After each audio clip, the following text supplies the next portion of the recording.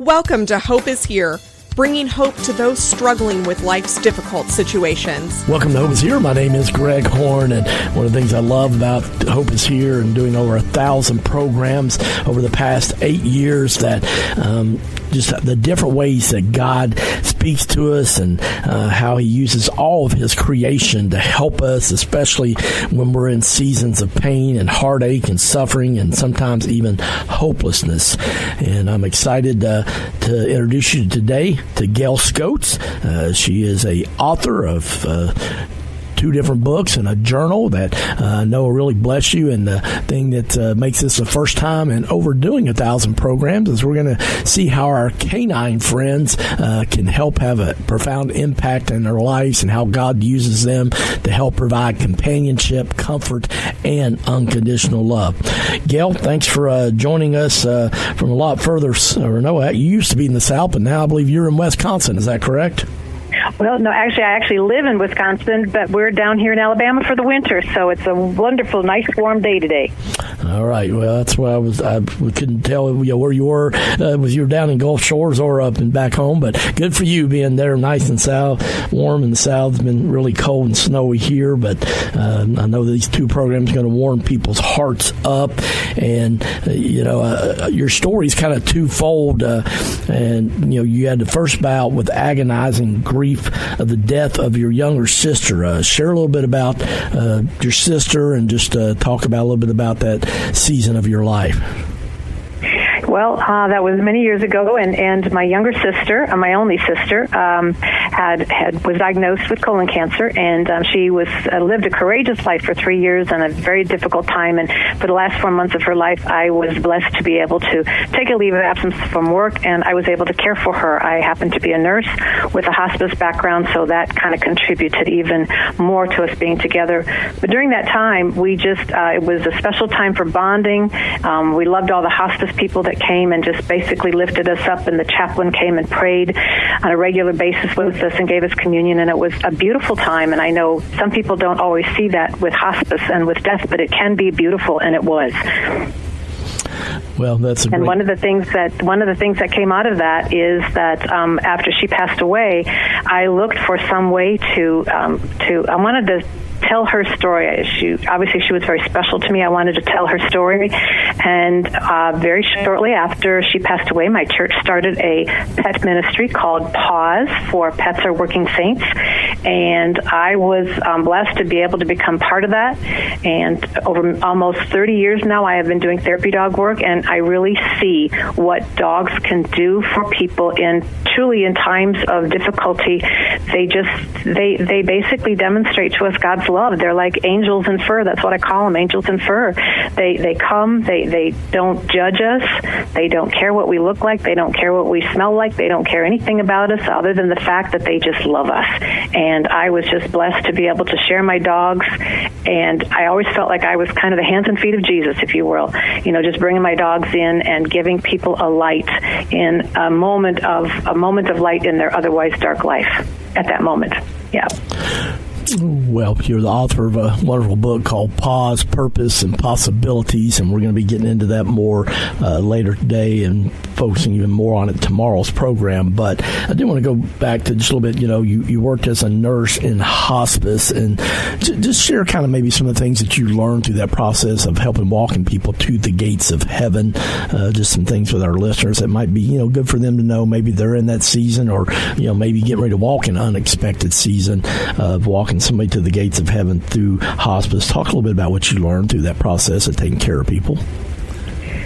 Well, it was one of the things I said that we've really done right in healthcare is it's a team approach where we have nurses and physicians and aides and volunteers, but we also have social workers and chaplains.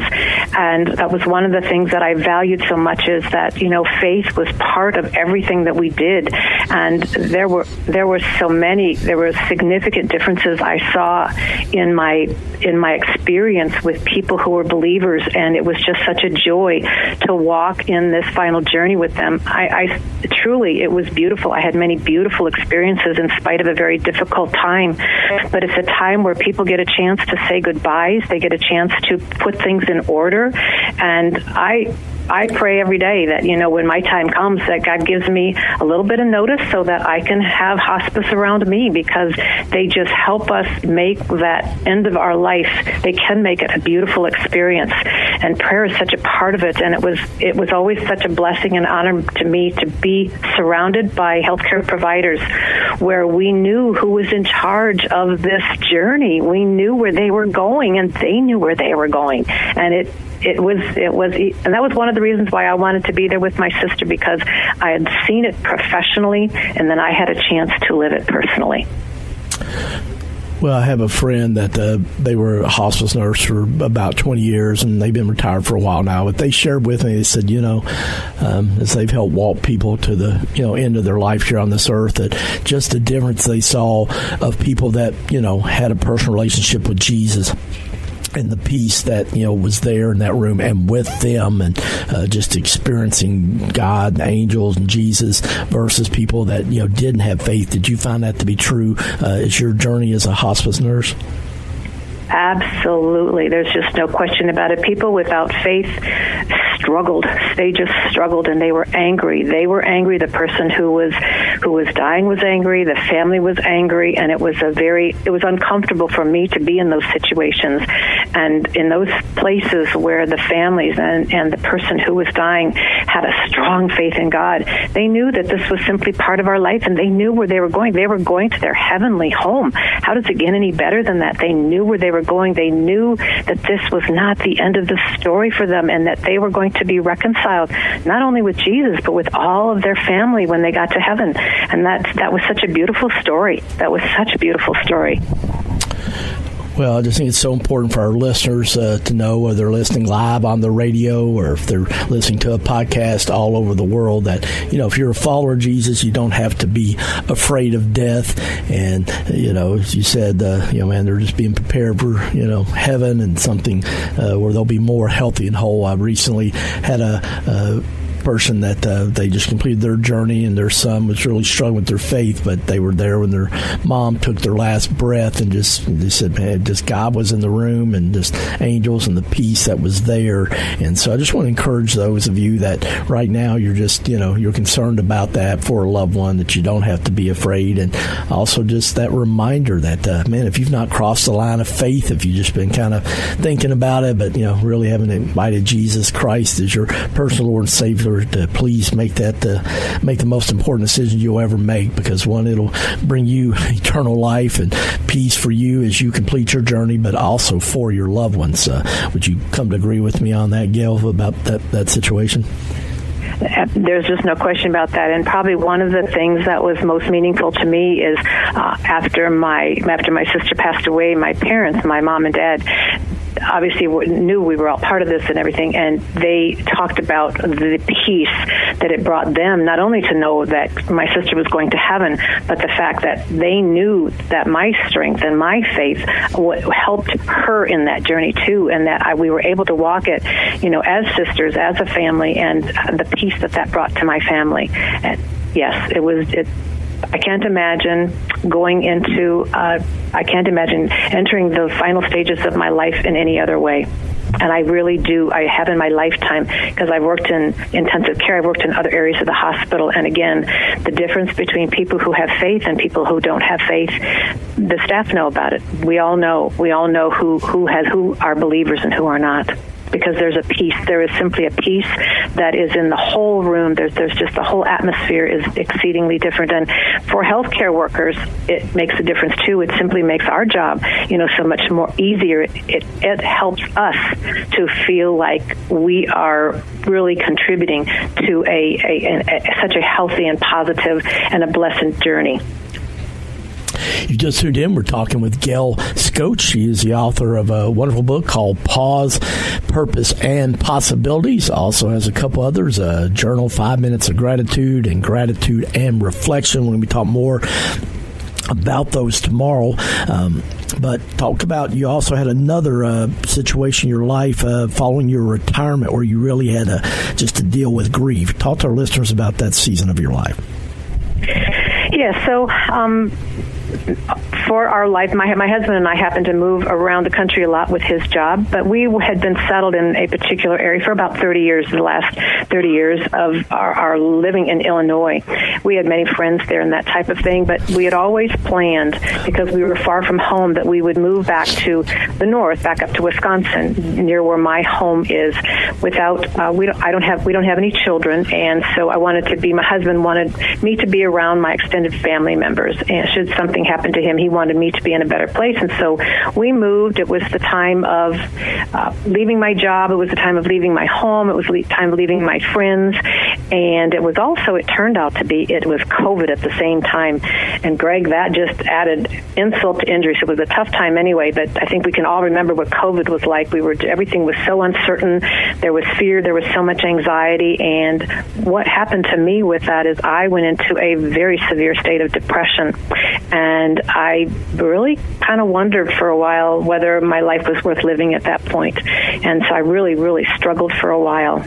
But despite all of that, my faith, my foundation of faith is what kept me from making a terrible decision. And all the time that I was in that deep pit of depression, while I did not feel like God could hear me, I could hear him. And it was just an amazing thing. And between that and the support of my husband, I came out of that, and I came to a new place, in a new place in my faith also. A whole new place in my faith, because I saw what he had taken me through, and I wanted simply to know more. I wanted to strengthen my relationship with Christ, and I wanted to take it to a place it hadn't been before. Well, I love that you share that, because, sometimes, we think that, wow, man, if I just get retired, make it to retirement, then life will be great. But, man, that is a major transition, when you go from working, 40 years or something and to go into a season retirement. It's a transition, isn't it? Mentally, emotionally, and maybe even spiritually. You are so right, Greg. It is all those things, and I can see back now that I did not plan well for that. I don't know. Maybe we all don't plan real well for that, but I think it was a combination of all the factors. But I was so grateful that I had my foundation of faith. That I think it's so important that we look at that and to plan for that and have a purpose. The thing that was so essential to me in my younger years, I loved my work as a nurse in the many different capacities that I did. And I think what was happening as I moved into retirement, I found that I didn't have purpose. And I think that's one of the things that, God really helped me to find as I started coming out of that period of depression, is that I needed to find purpose in my retirement. To me, retirement, I know my mother always used to joke, retirement isn't talked about in the Bible. We are not beings are not meant to retire and sit at home and do nothing. We are charged to serve until the day that we die in some capacity. We've all been gifted, and that's what I needed to find. That's what I forgot about, and I needed to find that, and I found that out. And once I kind of found a purpose after God opened some doors for me, things have gotten better. Yeah, things have gotten much better. Well, unfortunately, we are out of time, but the good news is that Gail's going to be back with us tomorrow, and you're going to hear how dogs just helped her so much with grieving through the loss of her sister, and then through this season of, after retirement, having suicidal thoughts, and just a really powerful story. She's authored a wonderful book called Paws, Purpose, and Possibility. So I want to encourage you to go to her website, pawspurpose.net. That's pawspurpose.net to find out information about all three of her books. And if you know somebody that loves dogs, man, I hope you'll invite them to join us again tomorrow as we continue our conversation with Gail Scoates on Hope is Here. Thank you for listening to Hope is Here podcast. To listen to one of our previous programs or to make a tax-deductible donation, please go to our website, hopeishere.today. That's hopeishere.today. Hey, ladies, I want to invite you to join Jamie Holker, author of the wonderful Bible study, Esteemed God and His View of Women, to be hosted on Tuesday nights at Gardenside Christian Church, located in Lexington, Kentucky. Jamie will be leading a study of women in Scripture and the character of God as revealed in his interactions with these women, and there also will be a time of community and discussion afterwards. It'll start Tuesday, April 7th, and to find out more information and to reserve your spot, register online at gardensidecc.org. That's gardensidecc.org.